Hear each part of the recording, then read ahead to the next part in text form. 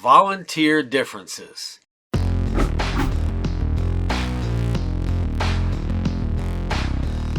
Hey, this is Billy Goldfeder answering some questions from you as part of the What's Your Problem series, hosted by FireRescue1.com and Lexipol. And I do want to thank the many of you who are sending in questions and your positive responses as well.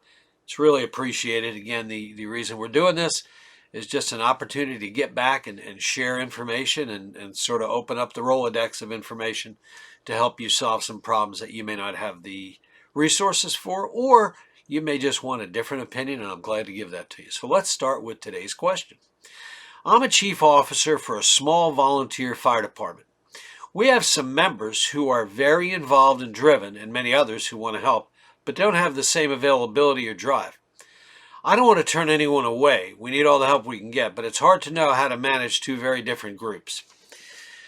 If I was to pick the biggest challenge that impacts the overall nation right now, literally across the board, it is the future of the volunteer fire and rescue service. It is no secret, but yet it is not, in my opinion, being tackled at a large national level, that volunteer fire departments are struggling and failing to respond every day. Many volunteer fire departments eventually do respond, but it takes so long to get out. It's very, very unfortunate. There's a lot of reasons for that happening, and we can talk about that some other time. But specifically to your question, you've got some people who are very involved and some people who do not have the availability. It's 2021. People do not have time. Just think about years ago when you would have time, or maybe you wouldn't, but in the old days you'd picture someone, grandpa or dad would or mom would come home from work and they'd read the evening paper, or they'd sit on a porch and take time to read a book. Seems like there's really not a lot of time for that anymore. There's so many things that are dragging people in different directions. So now in 2021, you've got a volunteer fire department with requirements for training, requirements potentially for fundraising, potentially for community events, training, and responding to emergency calls. Well, first of all, let me give you my opinion on that. Get rid of the fundraising. Get rid of anything other than training and going to emergency calls. That's your core mission. That's your responsibility. Now, people aren't going to like hearing that when we say stop the fundraising. How are we supposed to get funded? It's time your community make a decision. They don't get free garbage collection. They don't get free policing. They don't get free public works. And for decades, they've gotten free fire and rescue service. Well, it's time to pay up. There's nothing wrong with going to the community and asking them for a tax base to run your fire department.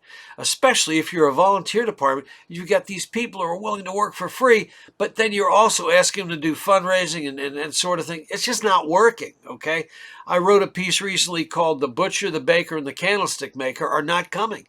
Back in the day when the siren blew in town, literally the butcher, the baker, and the candlestick maker would leave what they're doing and run to the fires to get on the fire truck.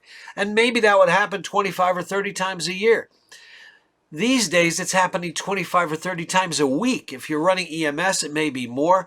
Now, granted, the calls may not have been the quality they had years ago. For example, we didn't have carbon monoxide alarms, smoke alarms, things like that. But the fact is, they still have to be responded to, and somebody's got to pick up the run. So specific to your question, Chief, because this is a subject, as you can probably tell, that's near and dear to me, let me stay focused on your question. You don't want to turn anybody away. You need all the help you can get, but it's hard to know how to manage two very different groups of people. How about this? Can you imagine if you have 40 different groups of people? And you really do, right? If you've got 30, 40 members of your department, everybody's got a little bit different niche. You need to set your organization up where you can maximize the availability of those people.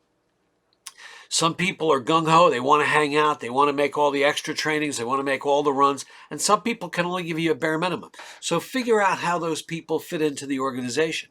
If you have a very limited schedule, maybe it's time, instead of having a volunteer department where the pagers go off or the whistles blow and everybody comes running when there's a call, maybe it's time to set up a duty crew system where Joe and Mary, Sam and Sally know on Thursdays that's their duty crew time. And they're going to handle the brunt of the runs, the basic incidents that don't require a full first alarm assignment. Now, obviously, a building fire, something like that, it's an all call and everybody comes. But imagine putting a crew in quarters that basically handles the bread and butter runs, if you will, and then everybody else does not have to worry about responding. So now you're limiting their responsibility. They're all doing their fair share. They're doing, when they're there for their duty crew time, right? They're going to be doing training, things like that. But you're not counting on everybody for every run, which is kind of how many traditional volunteer fire departments operated. So what we're saying is take a look at your organization. Again, I don't know your organization. Consider your people, your availability, and maybe it's time to go from the set the tones off and see who shows up model to we're going to break the organization up into duty crews, and on Mondays this is this duty crew, on Tuesdays this, and maybe every fifth weekend they take the weekend. There's various ways of doing it, but that way you're maximizing their time and you're letting them know, hey, I need you on Tuesdays, and the only other time I need you is if we set off the all-call tone, which means we've got a major emergency, we need everybody to show up. So that in my opinion, is probably the best way to address your issue as far as people who have very limited availability. And also those who may not have the same drive and enthusiasm. Hey, yeah, I'd like to join your fire department. I'm not ate up with it. I'm not going to sacrifice everything in my life, but I am willing to give some time. Then let's figure out a way to do it. If people only like EMS calls, maybe they only handle the EMS duty crew. If they only want to go to fires, they do that. So again, what I'm saying is, instead of looking at it as one whole organization and your frustration in dealing with two different groups, actually break it down into individuals and see where you can best utilize their time. And I strongly suggest any volunteer department that is using a system where you set the tones off and everybody comes running, it's time to reconsider how you operate and look at a duty crew system. You're that way only asking the people to come out scheduled 1 day a week, and then the rest of the time, and pagers can be set up like that, you have an off-duty and an on-duty schedule. You set your pager to off-duty, and it's only going to beep when we really need you, instead of the same people making all the calls at the same time and burning everybody out.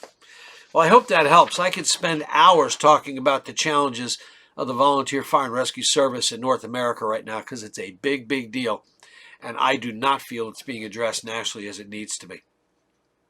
So take time if you want, if you got any questions or comments, and reach out to me at Fire Rescue One. I'll be glad to help you find solutions to whatever you're working on or whatever you're challenged with, and if not, I'll hook you up with the right people to help you solve your problem. Thanks so much.